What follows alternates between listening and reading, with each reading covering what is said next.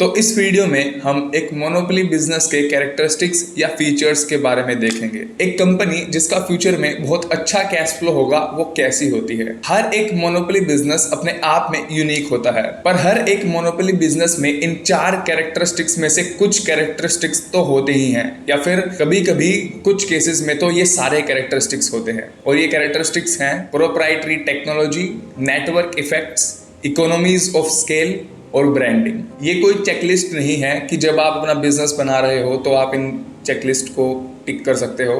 But the thing is, the reality is, एक monopoly business create करने का कोई शॉर्टकट नहीं होता। हालांकि अगर तुम अपने बिजनेस को इन 4 कैरेक्टरिस्टिक्स पर एनालाइज करते हो तो फिर इससे तुम अपने बिजनेस को लॉन्ग लास्टिंग, ड्यूरेबल और मे बी एक मोनोपोली बना सकते हो, जो कि एक ऐसा बिजनेस, एक ऐसी मोनोपोली जो कि आने वाले 10 साल बाद भी एग्जिस्ट करेगी। तो सबसे पहले बात करते हैं प्रोप्राइटरी टेक्नोलॉजी की। प्रोप्राइटरी टेक्नोलॉजी का मतलब होता है कोई भी टेक्नोलॉजी या कोई भी पेटेंट या कोई भी एक यूनिक चीज जो एक कंपनी के पास होती है, जो कि वो एक पर्टिकुलर कंपनी उस पर्टिकुलर टेक्नोलॉजी या उस पर्टिकुलर फॉर्मूला को ओन करती है। अगर तुम्हारे पास प्रोप्राइटरी टेक्नोलॉजी है तो ये तुम्हारे लिए एक बहुत बड़ी एडवांटेज हो सकती है। ऐसा इसलिए क्योंकि अगर तुम्हारे पास ये है तो तुम्हारा प्रोडक्ट दूसरों के लिए रेप्लिकेट करना या फिर उसे कॉपी करना बहुत मुश्किल हो जाएगा या फिर इम्पॉसिबल हो जाएगा। फॉर एग्जाम्पल, गूगल का सर्च एल्गोरिदम।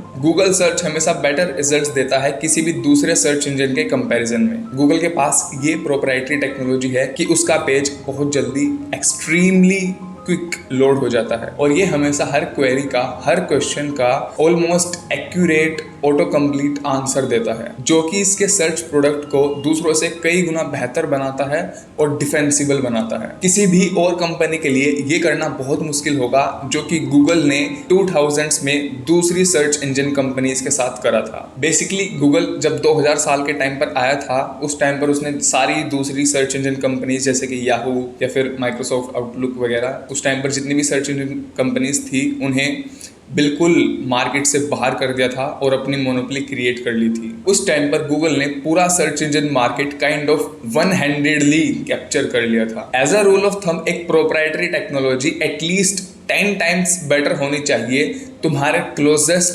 सब्स्टिट्यूट से किसी एक डायमेंशन में। अगर ऐसा है तो तभी तुम्हारे पास रियल मोनोपोलिस्टिक एडवांटेज है, यानी कि तुम्हारे पास रियल एक मोनोपोली वाली एडवांटेज होगी। As a good rule of thumb, proprietary technology must be at least 10 times better than its closest substitute in some important dimension to lead to a real monopolistic advantage. अगर तुम इस level की improvement, इतनी improvement नहीं कर पाते हो तो फिर इसे बस एक मार्जिनल इंप्रूवमेंट कहा जाएगा। और अगर तुम्हारे पास बस मार्जिनल इंप्रूवमेंट है किसी दूसरे तुम्हारे कॉम्पिटिटर से, तो इसे सेल करना बहुत मुश्किल होगा, क्योंकि तुम्हारा प्रोडक्ट और तुम्हारे कॉम्पिटिटर का प्रोडक्ट सिर्फ जरा सा मार्जिनली इम्प्रूव्ड है या मार्जिनली डिफरेंट है या फिर बस मार्जिनली बेटर है। एंड डेफिनेटली अगर तुम इतनी ज़्यादा इम्प्रूवमेंट नहीं कर पाओगे तो फिर तुम्हें सेल करना बहुत ज़्यादा मुश्किल होगा, स्पेशली एक ऐसे मार्केट में जो कि पहले से ही बहुत ज़्यादा क्राउडेड है, जो कि पहले से ही बहुत ज़्यादा कॉम्पिटिशन से भरा हुआ है। और 10 टाइम्स इम्प्रूवमेंट क्रिएट करने का सबसे आसान तरीका है कि तुम कुछ नया बनाओ। Create something new that has never ever existed before। अगर तुम कुछ नया, कुछ बहुत वैल्यूएबल क्रिएट कर देते हो जो कि पहले एग्जिस्ट नहीं करता था, तो फिर उससे जो इंक्रीज इन वैल्यू, यानी कि जितनी वैल्यू तुम बढ़ा रहे हो, जितनी वैल्यू तुम क्रिएट कर रहे हो, वो थियोरेटिकली इनफाइनाइट होगी। फॉर एग्जाम्पल, तुम एक ऐसी दवाई, एक ऐसा ड्रग का फॉर्मूला बना लेते हो जिससे कि ह्यूमंस की सोने की जरूरत जो है वो खत्म हो जाए एंड सेफली, यानी कि हमें सोने की जरूरत ना पड़े एंड इससे हमारी हेल्थ पर भी कोई फर्क ना पड़े। अगर तुम ऐसा एक ड्रग बना लेते हो, ऐसी कोई दवाई बना लेते हो, then literally you will build a monopoly that will last forever. या फिर किसी भी तरीके से तुम परमानेंटली हेयर फॉल को ख़त्म करने की कुछ दवाई बना देते हो, तो तब भी तुम एक मोनोपोली क्रिएट कर लोगे। इस तरह के बहुत सारे एग्जांपल्स हो सकते हैं, जैसे कि फॉर एग्जांपल तुम एक ऐसा फोन क्रिएट कर सकते हो कि जो लिटरली ट्रांसपेरेंट हो, जैसा कि हमने आयरन मैन मूवी में देखा था। एंड 10 टाइम्स इंप्रूवमेंट करने का एक दूसरा तरीका है कि अगर तुम किसी एग्जिस्टिंग चीज में बहुत ज्यादा इंप्रूवमेंट करते हो, तुम एक एग्जिस्टिंग सॉल्यूशन को रेडिकली इंप्रूव कर देते हो। एक बार किसी भी तरह, बस एक बार अगर तुम 10 टाइम्स इंप्रूवमेंट कर देते हो, किसी भी चीज को 10 टाइम्स बेटर बना देते हो, तो फिर तुम कंपटीशन को एस्केप कर दोगे। फॉर एग्जांपल एक कंपनी है eBay, जो कि Amazon की तरह ही मार्केट प्लेस थी अमेरिका में, इंडिया में भी वो ऑपरेट करती थी। जब eBay स्टार्ट हुई थी तो उसका बाइंग एंड सेलिंग का प्रोसेस बहुत ज़्यादा मुश्किल था, बहुत ज़्यादा कॉम्प्लेक्स था, उसमें बहुत ज़्यादा टाइम लगता था। पर जैसे ही पेपैल आई तो पेपैल ने इस बाइंग एंड सेलिंग के प्रोसेस को बहुत ज़्यादा आसान बना दिया एंड बहुत ज़्यादा ईजी एंड क्विक बना दिया। तो it was literally a 10 times improvement in something, जिसकी वजह से पेपैल अपने आप में एक मोनोपोली बन गई। जब अमेजोन पहली बार स्टार्ट हुई थी तो उसने भी लिटरली 10 टाइम्स इंप्रूवमेंट करा था। उन्होंने किसी भी दूसरे बुक स्टोर से, वे दुकान जहां पे बुक्स मिलती हैं, उनसे 10 टाइम्स ज़्यादा बुक्स अवेलेबल कराई थी अपने बायर्स के लिए। तुम्हें ऑलरेडी पता होगा या तुमने सुना होगा कि 1995 में जब अमेजोन पहली बार लॉन्च हुआ था, इनिशियली स्टार्टिंग में बस बुक्स सेल किया करता था। एंड अमेजोन ने, यानी जेफ बेजोस ने उस टाइम पर क्लेम किया था कि Amazon is the earth largest book store, क्योंकि किसी भी दूसरे फिजिकल बुक स्टोर के कंपैरिजन में, जो कि एक टाइम पर सिर्फ 100,000 या फिर उससे थोड़े कम या ज़्यादा बुक्स स्टोर कर सकता है फिजिकली